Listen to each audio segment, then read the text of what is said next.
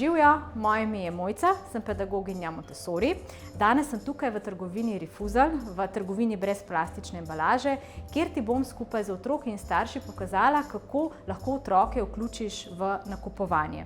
S tem, da bo to lahko za tebe in za njih ena taka lepa in prijetna izkušnja. Nakupovanje v trgovini Refusal otrokom ponuja veliko priložnosti za sodelovanje pri nakupu, po drugi strani pa je tudi nekaj priložnosti za ene take manjše nezgode, zato je fino, da se pred nakupom z otrokom dobro pripravimo. Doma skupaj z otrokom lahko pripravimo seznam živil. Če otrok piše, lahko ta seznam napiše otrok. Skupaj lahko tudi pripravimo embalažo in morda tudi vrečke. Pomembno je, da se z otrokom pred odhodom v trgovino pogovorimo, kaj je v trgovini dovoljeno in kaj ne. Najbolje je, da se z otrokom odpravimo v trgovino takrat, ko je v bistvu najbolj pripravljen z nami sodelovati. To je običajno po kosilu ali pa po spanju. No, zdaj si pa poglejmo, pri katerih opravilih pri nakupovanju lahko otrok z nami sodeluje.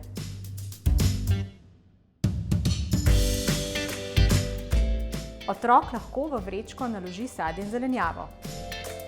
Izbrane izdelke nam lahko prinese na prodajni pult, potem pa, ko jih plačamo, jih pa lahko preloži v vrečko ali pa v košaro, v kateri bova odnesla izdelke domov. Pomaga ti lahko pri tehtanju embalaže in lepljenju nalepk, kar otroci zelo radi počnejo.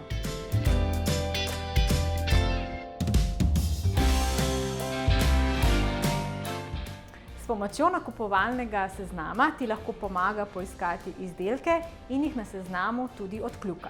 Otroka lahko tudi prosimo za točno število izdelkov. A boste vzel 2 jogurta? Dajva odpreti.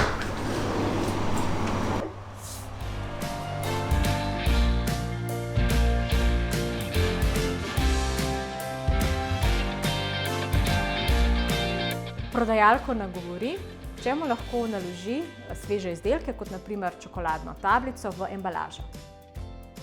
Napolni lončke s hrano iz dozirnikov in pri tem uporabi pripomočke, kot so lopatka ali prijemalka. Slednje bi lahko počeli tudi mlajši otroci s pomočjo pručke ali pa pladnja, kamor bi se ujelo tisto, kar je šlo morda mimo kozarca. Prodajalko prosi, da mu pomaga natočiti detergente, olja in podobne stvari v lončke. Opravi plačilo na način, da prodajalki izroči denar ali plačilno kartico. Lahko pa tudi preveri, če mu je prodajalka vrnila pravi znesek. Z odraščanjem otroka se to število opravil povečuje in ta opravila lahko otroci tudi vedno bolj samostojno opravljajo.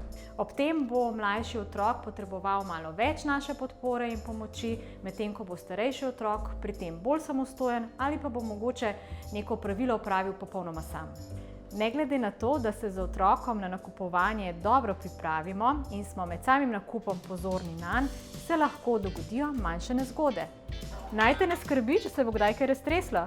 Prijazne prodajalke bodo priskočile na pomoč. Sicer pa imajo v trgovini tudi metlo in smetišnico, da lahko pri tem pomagajo tudi otroci. S tem otroku sporočimo, da za svoja dejanja prevzamemo odgovornost, torej počistimo ali poravnamo škodo, če je ob tem nastala. Zdaj bo zagotovo nakup z otroki v Refusalu veliko bolj sproščen in prijeten.